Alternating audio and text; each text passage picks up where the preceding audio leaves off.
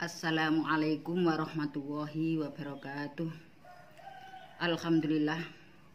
Alhamdulillahilladzi arsala rasulahu bil huda wa dinil haqq liyudhhirahu 'alad dini kullih wa kafa billahi syahida. Asyhadu an la ilaha illallah wa asyhadu anna Muhammadan abduhu wa rasuluh. Allahumma sholli wa sallim ala Muhammad wa ala alihi wa ashabihi ajma'in, amma ba'du. Kaum muslimin muslimat rahimakumullah di mana saja berada. Alhamdulillah hari ini kita ketemu setelah seminggu kita tidak bertemu lagi. Dan hari ini saya akan meneruskan penyampaian dari minggu kemarin, di mana saya sudah menyampaikan bahwa seorang wanita yang menjadi penghias dunia ini, seorang wanita yang menjadi keindahan dunia ini, tetapi kadangkala bisa terpeleset dan kadang-kadang justru disebutkan oleh Rasulullah kebanyakan penghuni neraka adalah wanita atau perempuan. Hari ini saya akan lanjutkan kenapa banyak perempuan yang ditakdirkan untuk memasuki neraka. Tentu saja bukan karena keimanannya yang tidak kuat, tetapi ada beberapa hal.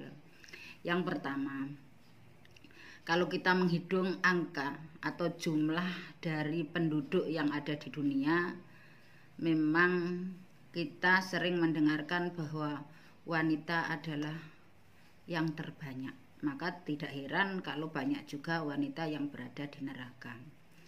Begitu juga tentang menjaga lisan, kemarin sudah saya sampaikan. Menjaga lisan ini tentu saja bukan hanya menjaga lisan untuk mengeluarkan sesuatu, mengucapkan sesuatu, atau menyampaikan sesuatu, tetapi menjaga lisan ini juga bisa bermakna dengan memasukkan sesuatu ke lisan kita, ke mulut kita, yang pada akhirnya masuk ke perut kita, dan makanan yang kita masukkan akan menjadi darah. Nah, tentu saja dalam hal ini wanita memang hendaknya berhati-hati dalam melakukan ini. Di antaranya adalah dicek apakah apa yang kita makan sudah merupakan rizki yang halal dari Allah Subhanahu wa ta'ala.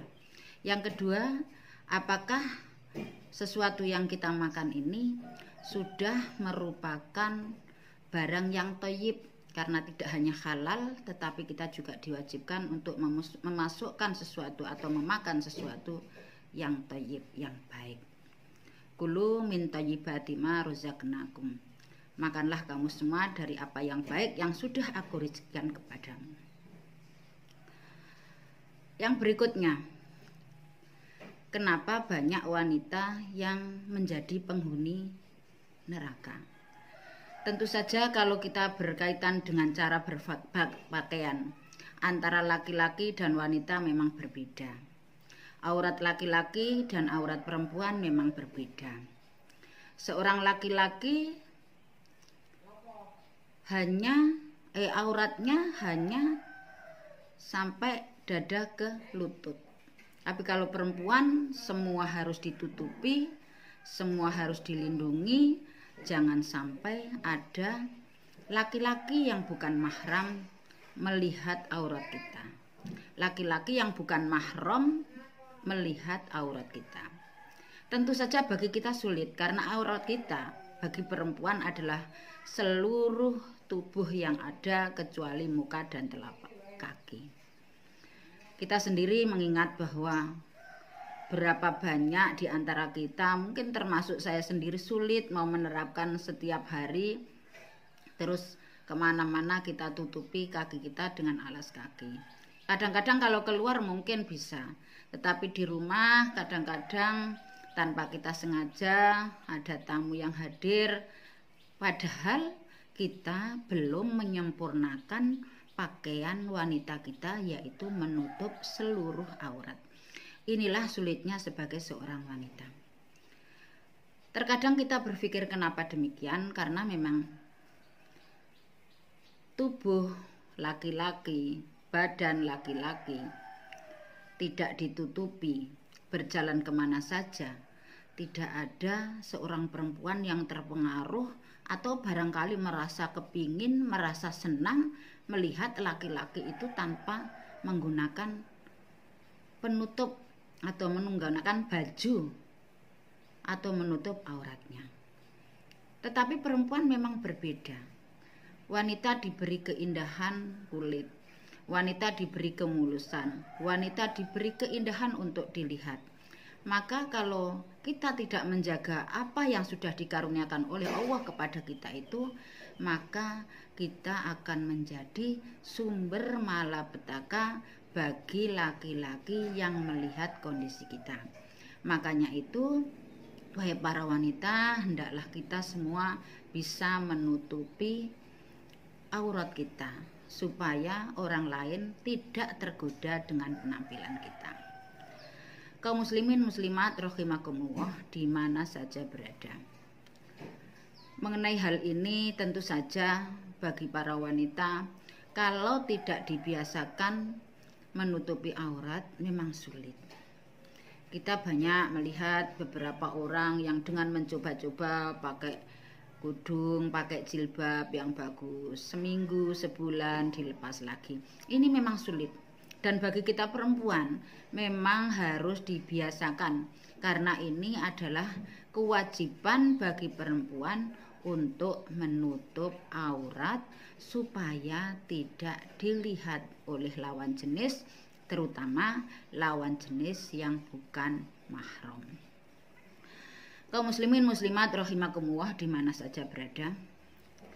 Saya akan membacakan bahwa ada sebuah hadis Rasulullah SAW, atau kita sering mendengarkan ada kalimat semacam ini. Isma si'ta fa innaka mayyitun. Hiduplah kamu sekehendakmu, tetapi ingat bahwa kamu akan mati. Wa ahbib man ahbabta atau wa ahbib man si'ta fa innaka mufarikuhu. Cintailah orang yang kamu kehendaki sesukamu, tetapi ingat bahwa kamu akan meninggalkannya. Berikutnya adalah wa'mal masita fa innaka majziyun bih. Berbuatlah sesukamu, tetapi kamu akan mendapatkan balasan dari apa yang kamu lakukan. Ini adalah peringatan bagi kita sekalian, terutama kita sebagai orang Islam, terutama kita sebagai wanita. Hadis ini memang umum, tetapi karena saya menyampaikan tentang wanita, maka ini adalah peringatan bagi wanita bahwa hidup kita yang atur. Dalam artian kita mau apa saja, memang yang memanage adalah kita. Dalam artian kita mau menutup aurat, mau telanjang, mau apa, itu kita. Maka hiduplah kamu sesukamu, apa yang kamu kehendaki silahkan, tetapi fa innaka mayyitun, kamu semua akan mati. Wahai para perempuan, kalian akan mati. Maka kita harus mempertanggungjawabkan apa yang sudah kita lakukan ketika kita masih hidup di dunia. Kalau kita suka memamerkan aurat, kita suka telanjang, kita suka berbuat yang semacam itu, tidak menutupi aurat kita, maka kita akan dituntut untuk mempertanggungjawabkan itu. Artinya bahwa kita belum menunaikan atau kita belum melaksanakan peraturan yang ada di dalam agama Islam untuk menutup aurat. Berikutnya wa ahbib man syi'ta. Cintailah siapa saja yang kamu suka. Fa innaka mufarikuhu. Tetapi sesungguhnya kamu akan meninggalkannya, kamu akan berpisah kepadanya. Ketika kita hidup memang kita berhak memilih siapa yang kita suka, siapa yang kita cinta, siapa yang kita inginkan. Tetapi kita seharusnya berpikir bahwa orang yang kita suka, orang yang kita inginkan, orang yang kita mau, ternyata tidak selamanya akan berada di lingkungan kita atau berada di tengah-tengah kita. Makanya dalam memilih orang yang kita suka, dalam menentukan orang yang kita cintai, maka harus mengikuti peraturan-peraturan yang ada di dalam agama Islam. Bagi laki-laki tentu saja silakan mencintai dan memilih perempuan yang kuat agamanya. Memang ada 4, karena ada hartanya, keturunannya, kecantikannya, dan yang terakhir adalah agamanya. Tetapi ketiga-tiganya akan bisa terikut kalau perempuan itu baik agamanya. Kaum muslimin muslimat rahimakumullah di mana saja berada. Wa'mal masyita, berbuatlah kamu sesukamu. Fa innaka majziyun bih, tetapi apa yang kamu lakukan itu akan mendapatkan balasan, akan mendapatkan imbalan, akan mendapatkan ganjaran atau akan mendapatkan siksa. Bila kita melakukan kebaikan, maka pahalanya adalah yang baik, ganjarannya adalah yang baik. Bila kita melakukan kejelekan, maka tentu saja balasannya juga kejelekan. Maka ketika kita masih hidup di dunia ini, silakan, kita punya akal, kita sudah bisa menentukan mana yang hak dan mana yang batil. Kita sudah menentukan mana hitam mana putih. Kita juga bisa menentukan mana halal dan mana yang haram. Kita juga bisa menentukan mana yang jauh dan mana yang dekat. Makanya silakan berbuat apa saja, silakan monggo, tetapi ingat bahwa apa yang kita lakukan akan ada hasilnya. Mayyamal miskola darrotin khairoh yaroh, wa mayyamal miskola darrotin sarroh yaroh. Semuanya akan diperlihatkan nanti apa yang sudah kita lakukan. Kaum muslimin muslimat rahimakumullah di mana saja. Demikian pengajian yang bisa saya sampaikan pada kesempatan ini, mudah-mudahan bermanfaat dan berguna bagi kita sekalian. Billahi taufiq wal hidayah wa biridha wal inayah. Wassalamualaikum warahmatullahi wabarakatuh.